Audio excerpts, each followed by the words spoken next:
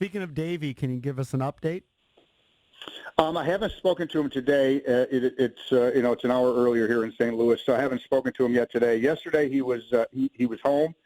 He was much more. He had much more energy than the day before when I spoke to him, and I think he's resting comfortably and doing well. And he had that procedure to check his heart valves and that type of thing, and hopefully when the doctors give him a clearance to travel, he'll be joining the team. And the doctors tell me when he does join the team, he'll have no limitations, and he should be fine. Can he be involved as a manager from afar? I'm forgetting the name off the top of my head, but I think it's Hugh Freeze. Wasn't the head coach in college football coaching from his hospital bed? I know it was in the press. I know it was in the press box, but he's still laying down on a hospital bed. Yeah, I don't know. That's a good question. Yeah, I know Chip and Davey are in constant contact, not during the game, but leading up to the game. Davey gives the lineup, and they go over strategy, how he thinks they should be used, and Chip kind of takes that plan and administers it. And don't forget, Chip Hale's been a minor league manager for probably about 15 years and a big league manager, and he knows his way around a game card and how to handle these guys. Bogart has been a manager. He's now, we moved him into being the bench coach, and so we've got a lot of experience on that staff. We won't miss a beat. We miss Davey's presence and his energy and his enthusiasm, and the players really miss him. But until he gets back, this team is under great care and great baseball people. All right, so I argue I think this team has missed Suzuki a little bit. His bat, for sure, was really heating up when he went down. How close are we to getting him back? He swung the bat yesterday. He took batting practice, so I think he's very close to being able to help us with his bat, off the bench, pinch hitting. He hasn't been cleared by the doctors to throw yet because he got the right elbow issue. So when he does that, I think that'll be expedited pretty quick once he's pain-free to throw. In the meantime, Jan Gomes has done a great job of playing every day. I think he's caught 9 out of the last 10 games or something like that. His bat's heating up a little bit, and this is a guy who played in the All-Star game last year, so we're confident and happy when he's catching. But Suzuki's presence, in the lineup, in the dugout, and his enthusiasm and his quick strike kind of offense has been missed, and it'd be nice to have another weapon to put in that lineup. Mike, I know it's probably too close to even sort of consider this kind of thing, but do you look at the schedule and go, okay, how are we going to line up these guys if we have to do a one-game playoff? Like, I know you think about it in the back of your mind, of course, but when do you start to get serious about that? Well, we've been serious about it for a while now. The last day off, I think you notice a little tweak in the rotation, and we've got our horses lined up to pitch down the stretch, and depending on what the race looks like, we'll determine who pitched game 162, and then who will pitch if we're fortunate enough to pitch the wild card game.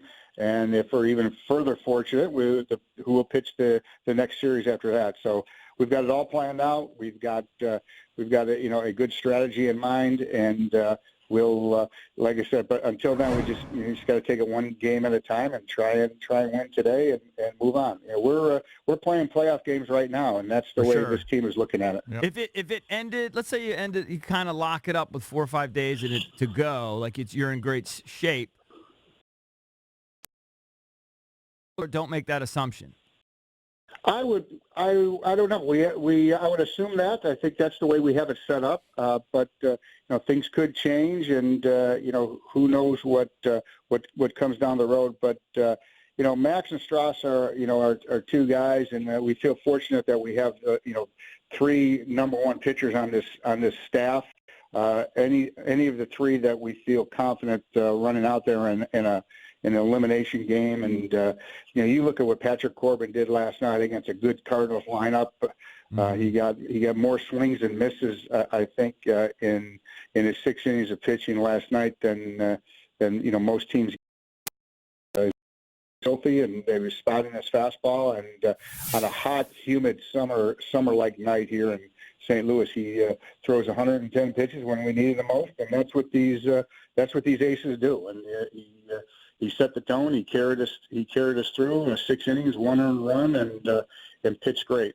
And then the bullpen came in and did their job, and scored enough runs, and it's a good recipe for win.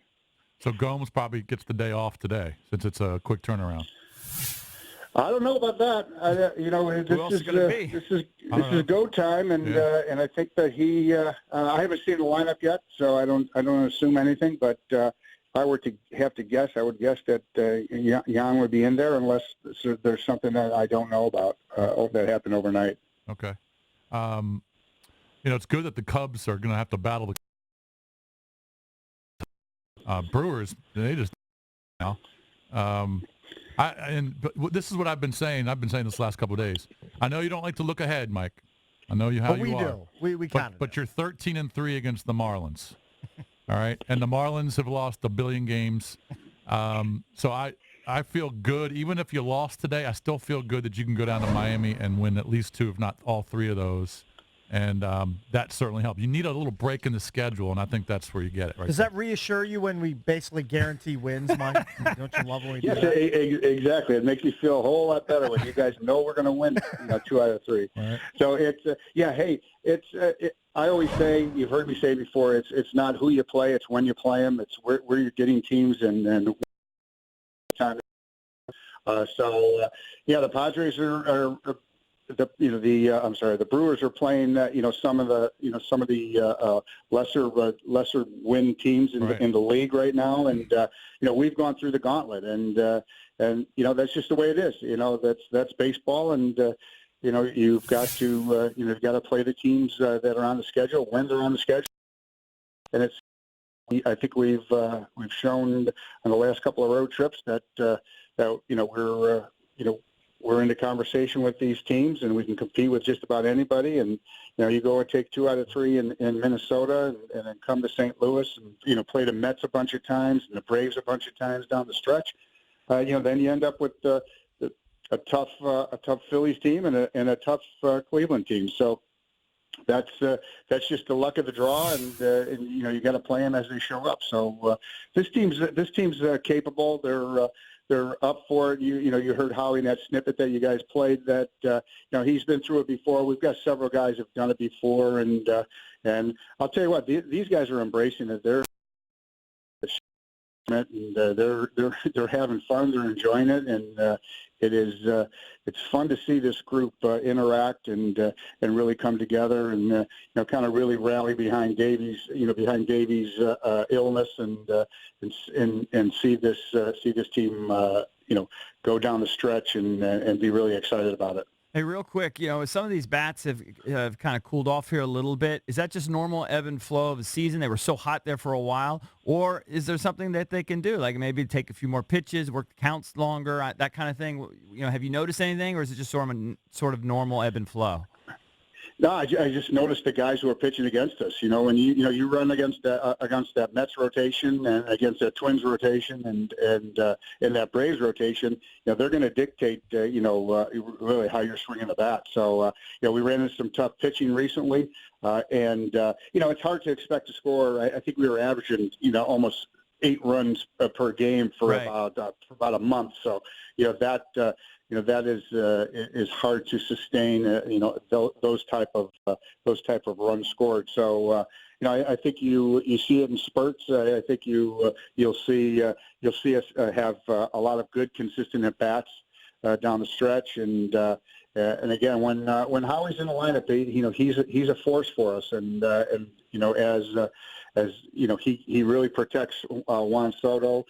And I think that we can't gloss over what not only what those guys at the top of the lineup, those top 4 guys do, but and Howie, but as Ruben Cabrera has been great for us. Zim's got some big hits for us, and don't sleep on Victor Robles. This guy gets so many 2-out RBIs and so many late inning RBIs that are huge for us. And he's having himself a terrific rookie season. So we go up and down that lineup is pretty good. It's tough for pitchers to navigate it 3 times, and I think that's why you see us score.